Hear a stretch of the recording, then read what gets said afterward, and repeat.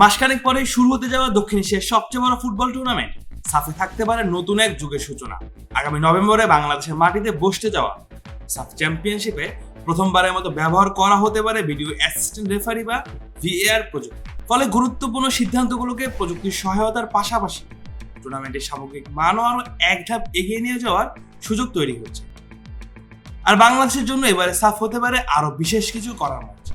ঘরের মাঠে সমর্থকদের সামনে শিরোপা লড়াই নামবে লাল সবুজের দল।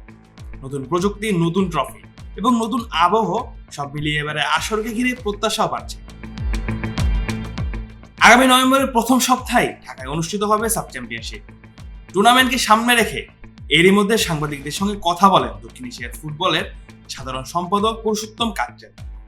সেখানে এবারের আয়োজনের বেশ কিছু নতুন পরিকল্পনার কথা তিনি তুলে ধরেন। সাফের ইতিহাসে এই প্রথম প্রতিযোগিতার ম্যাচগুলোতে ভিএআর প্রযুক্তির ব্যবহারের উদ্যোগ নেওয়া হচ্ছে।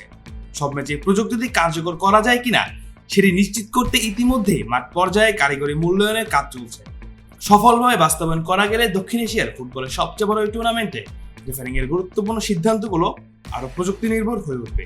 তবে প্রযুক্তির সংযোজনই একমাত্র পরিবর্তন। এদিকে গত জুলাইয়ে প্রকাশ করা হয়েছিল সাব চ্যাম্পিয়নশিপের নতুন লোক। এবার আগামী অক্টোবরে উন্মোচন করা হবে নতুন নকশার ট্রফি। মাঠের ফুটবলের পাশাপাশি দর্শকদের অভিজ্ঞতাকেও আলাদা গুরুত্ব দেওয়া হচ্ছে। বাবা, এত এনার্জি কই পাও? এই পাওয়ার চুমুকে অ্যাকশন। ম্যাচের দিন গ্যালারিকে আরো প্রাণবন্ত করে তুলতে বিভিন্ন বিনোদন ও উৎসবমুখর আয়োজন রাখার পরিকল্পনা রয়েছে সাফের। তবে এবারের আয়োজনের চেয়ে বড় আলোচনা তৈরি করেছে সাফের ভবিষ্যৎ পরিকল্পনা। দক্ষিণ এশিয়ার ফুটবলকে আরো বড় আন্তর্জাতিক পরিসরে তুলে ধরতে ফিফার সঙ্গে আলোচনা শুরু করেছে সাফের কর্তৃপক্ষরা। ভবিষ্যতে টুর্নামেন্টের নাম ও কাঠামোর সঙ্গে ফিফাকে যুক্ত করার একটি পরিকল্পনা করেছে তারা, যদিও এখনো এটি চূড়ান্ত বা আনুষ্ঠানিক কোনো সিদ্ধান্ত নয়।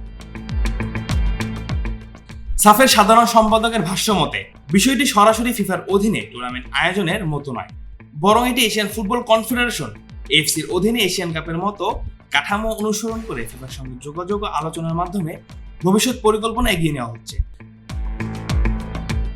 আগামী কোনো আসরে এর প্রতিফলন দেখা যেতে পারে বলে জানানো হয়েছে।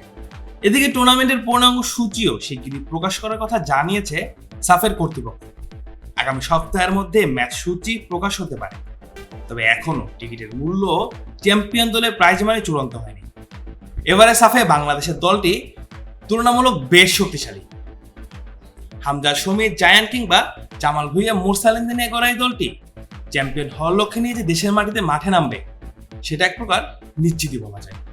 Mujahidul Islam Zahid, on field.